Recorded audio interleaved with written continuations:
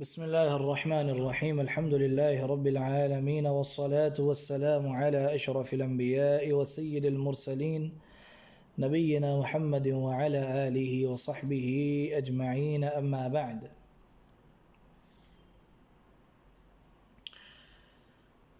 عمل اليوم واللیلہ کتاب کا اگلا درس، جس میں ہم انشاءاللہ آج حدیث نمبر 7 آپ کے سامنے بیان کریں گے۔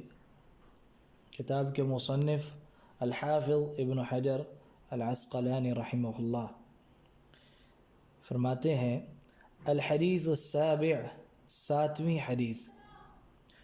وعن ابی ہریرہ رضی اللہ عنہ ان ابا بکر الصدیق رضی اللہ عنہ قال: یا رسول اللہ، مر لی بکلمات اقولهن اذا اصبحت واذا امسیت۔ قال: قل اللهم فاطر السماوات والارض عالم الغیب والشہادہ رب كل شيء ومليكه أشهد أن لا إله إلا أنت أعوذ بك من شر نفسي وشر الشيطان وشركه۔ قال: قلها إذا أصبحت وإذا أمسيت وإذا أخذت مضجعك۔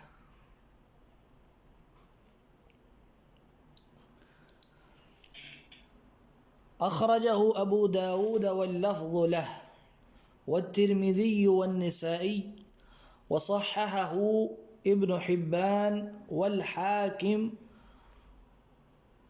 قوله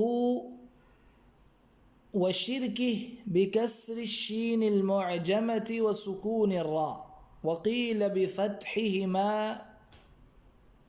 أي مصائده۔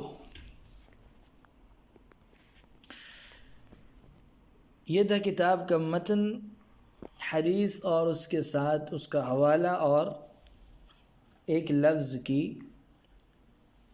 شرح یا معنی۔ یہ حدیث مبارکہ میں ایک ذکر بیان کیا گیا ہے اور اس کے ساتھ اس کے اوقات کہ کب ہم نے وہ ذکر پڑھنا ہے، کتنے موقعوں پہ۔ پہلے اس حدیث کا ترجمہ پڑھ لیتے ہیں۔ عن ابی ہریرہ رضی اللہ عنہ، ابو ہریرہ رضی اللہ عنہ سے مروی ہے، ان ابا بکر الصدیق رضی اللہ عنہ قال: یا رسول اللہ،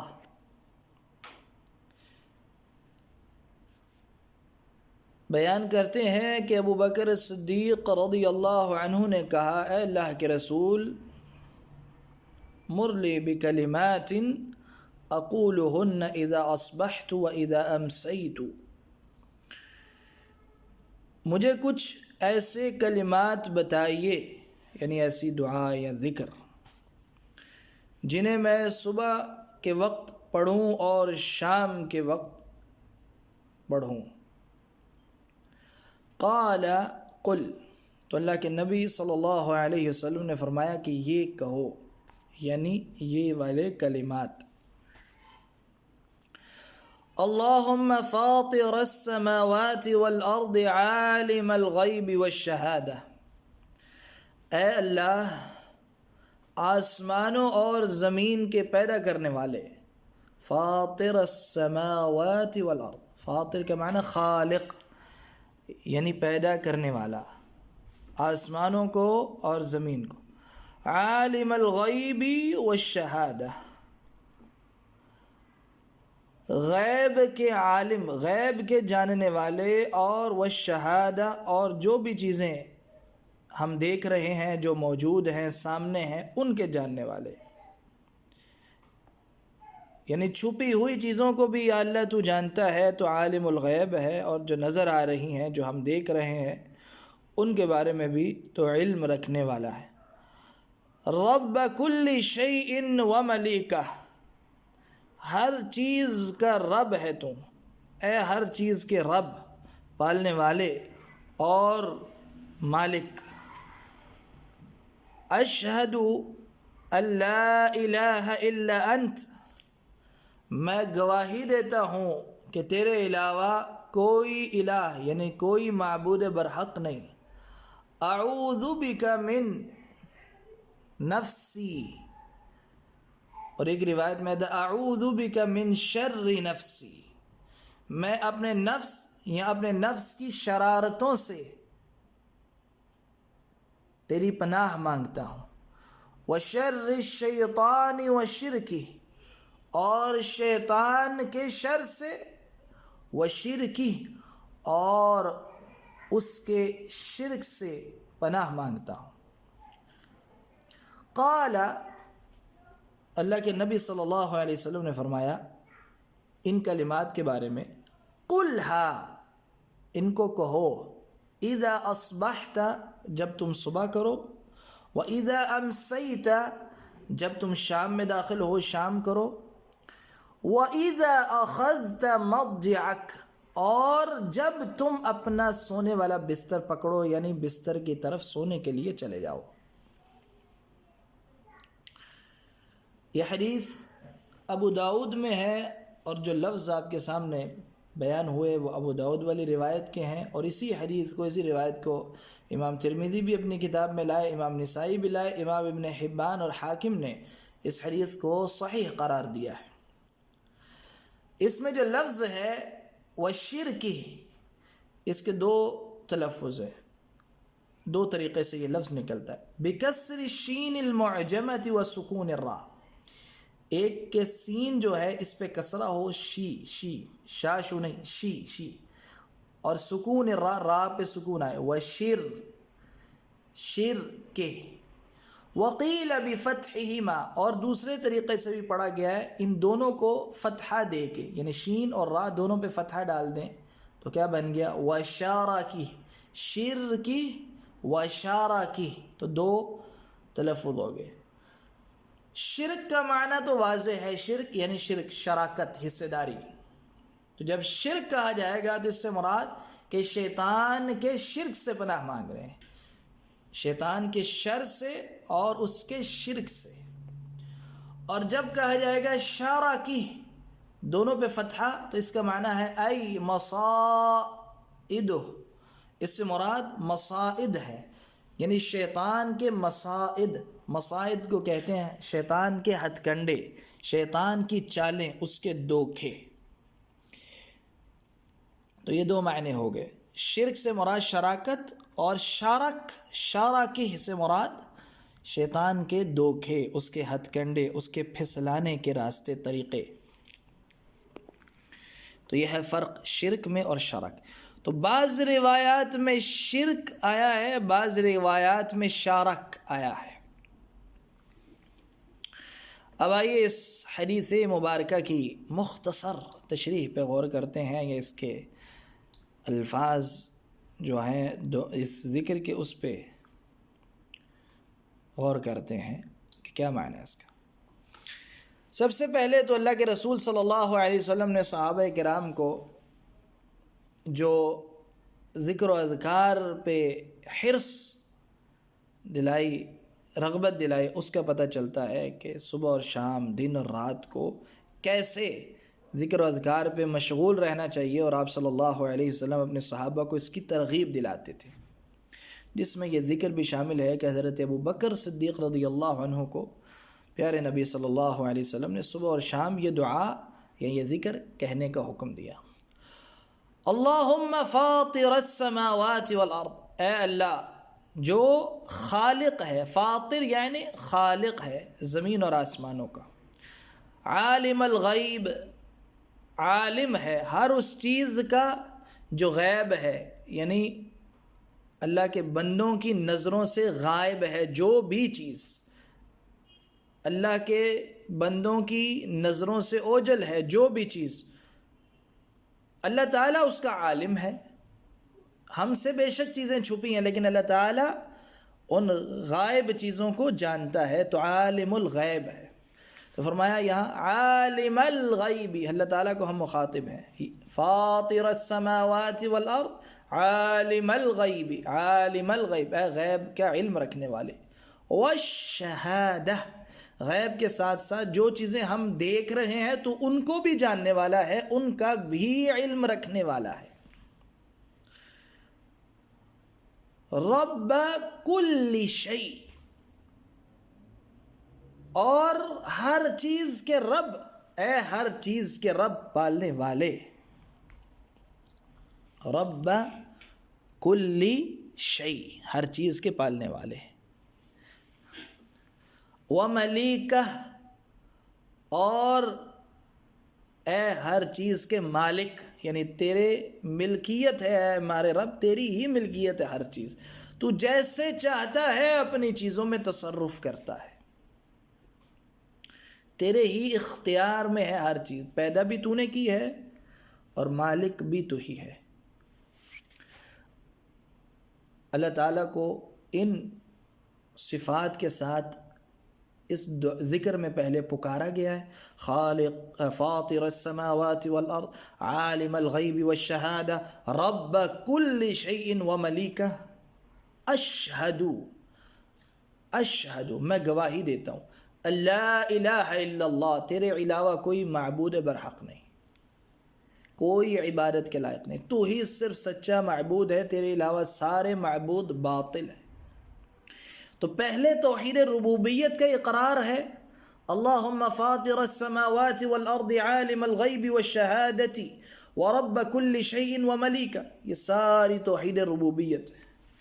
پھر توحید الوہیت کا اقرار، اشہد ان لا الہ الا انت، یہ توحید الوہیت. پھر اللہ تعالیٰ سے دعا ہے، توحید ربوبیت اور توحید الوہیت کے ذکر کرنے کے بعد دعا کیا ہے؟ اعوذ بک من شر نفسی، اے اللہ میں پناہ مانگتا ہوں، تیری پناہ کا طلبگار ہوں اپنے نفس کے شر سے بچنے کے لیے. بعض روایات میں شر کا لفظ ہے من شر نفسی اور بعض میں من نفسی، خالی اپنے نفس سے بچنے کے لیے یا اپنے نفس کے شر سے بچنے کے لیے. یعنی انسان کے دل میں بے شمار ایسی خواہشات جنم لیتی ہیں کہ ان سے بھی اللہ کی پناہ مانگنی چاہیے. اپنا نفس بھی ہمارا بے شمار قسم کے غلط راستوں پہ چلاتا ہے، جیسے قرآن پاک میں آیا ان النفس لامارۃ بالسوء، کہ اگر نفس کے پیچھے چلنے لگ جائیں تو نفس جو ہے برائی کی طرف ابھارتا ہے، لہذا نفس کی شرارتوں سے بھی پناہ مانگنی چاہیے.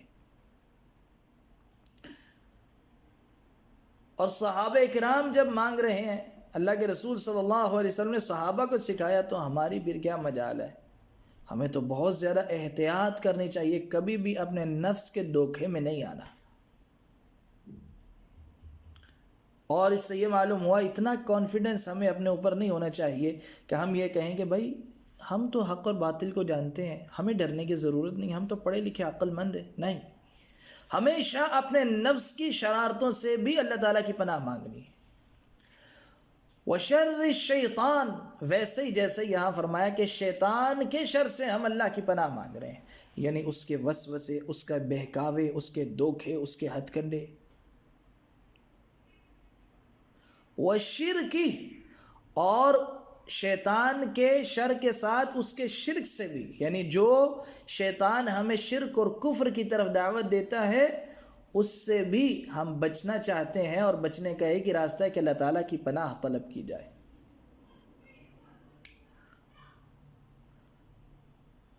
یہ ہے ذکر.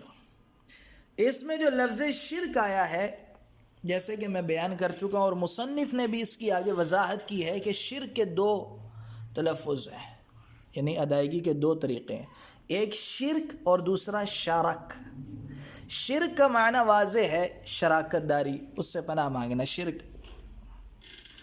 اور شارک کے اندر آتا ہے شیطان کے تمام ہتھ کنڈے، اور اس کی وضاحت آگے مصنف نے کی، مصائد، شارک سے مراد اس کے دھوکے، مصائد ہتھ کنڈے، دھوکے، پھسلانے کے طریقے۔ اب دونوں میں سے کون سا لفظ زیادہ عام ہے اور کون سا خاص ہے؟ جب ہم کہیں گے شیطان کے دھوکے تو اس کی بے شمار شکلیں ہیں، شیطان کے دھوکوں کی بے شمار شکلیں ہیں۔ کبھی وہ شرک کی طرف لے جاتا ہے، کبھی انسان کو فحاشی اور یعنی برائی کی طرف لے جاتا ہے، کبھی انسان کو کسی اور شکل میں دھوکہ دیتا ہے۔ تو دھوکہ دینے کے مختلف شکلیں ہیں۔ تو شارک میں تمام دھوکے آ جاتے ہیں، ہتھ کنڈے آ جاتے ہیں۔ ان دھوکوں میں، ہتھ کنڈوں میں ایک صورت شرک کی بھی ہے، لہذا شرک لفظ عام ہے، اس شرک میں ایک دھوکہ شرک ہے جو اس شرک میں شامل ہے۔ تو جب ہم یہ دعا پڑھیں گے تو شرک بھی کہہ سکتے ہیں لفظ کو، شارک بھی استعمال کر سکتے ہیں، لیکن شارک لفظ میں شرک والا لفظ داخل ہے۔ اب اس کا طریقہ کار کیا ہے، کون سے ہم لفظ کو استعمال کریں گے ذکر کرتے ہوئے؟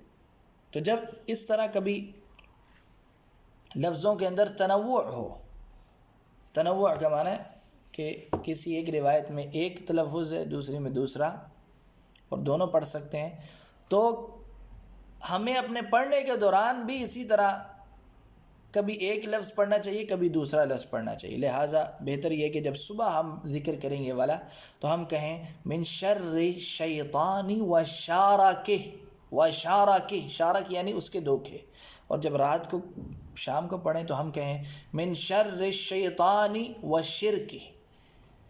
تو باری باری ایسے الگ الگ تلفظ پڑھیں۔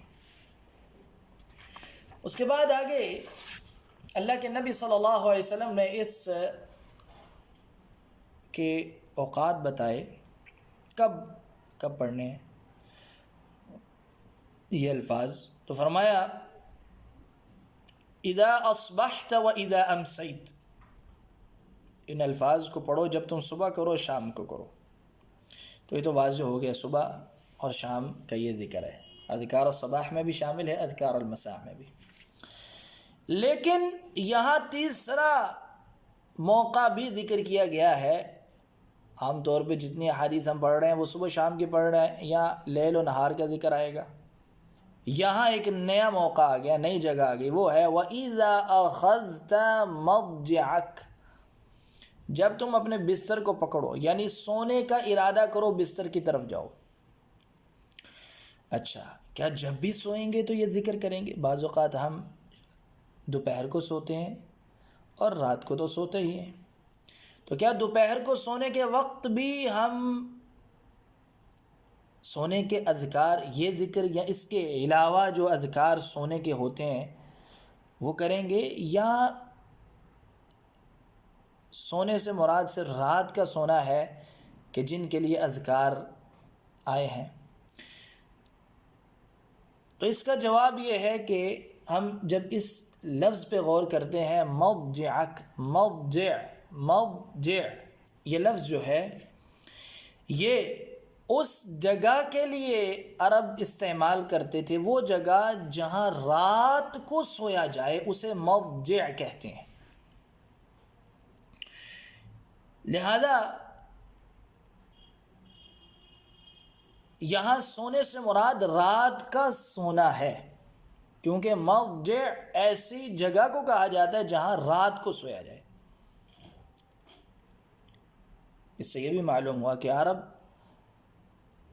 رات کو ایک خاص جگہ پہ سوتے تھے، یعنی رات کے سونے کے لیے انہوں نے خاص جگہ مقرر کی ہوتی تھی، اور اس کے علاوہ اگر کبھی دوپہر کو دن کو سوتے تو وہ کہیں بھی سو جایا کرتے تھے، چاہے اپنے اونٹوں کے باڑے میں کیوں نہ سو جائیں، اونٹوں کی جگہ کیوں نہ سو جائیں، لیکن رات کو ایک مخصوص جگہ ہوتی تھی ان کے سونے کے لیے، اسے مضجع کہا جاتا تھا۔ اور انہی الفاظ سے یہ بھی معلوم ہوا کہ جتنے بھی اذکار وارد ہوتے ہیں سونے کے ساتھ، کہ سونے سے پہلے یہ اذکار پڑھو، تو وہاں سونے سے مراد رات کا سونا ہے۔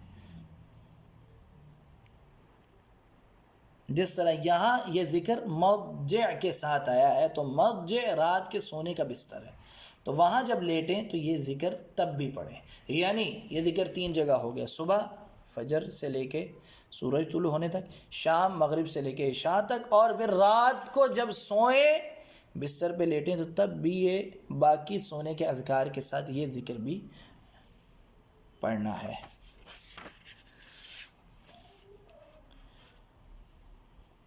تو یہ تھا آج کا ذکر جو ہم نے اس روایت میں پڑھا، اور اس روایت کو امام ابو داؤد، ترمذی، نسائی تینوں نے روایت کی، اگرچہ لفظ کے مختلف تو تھوڑا بہت اختلاف ہو سکتا ہے مختلف روایات میں، لیکن یہی ذکر ان تمام کتب میں جو روایات ہیں اس میں موجود ہے، اور امام ابن حبان نے اور حاکم نے اس روایت کو صحیح قرار دیا ہے. یہیں پہ ہم اپنی گفتگو کو روکتے ہیں، آج کا درس ختم کرتے ہیں.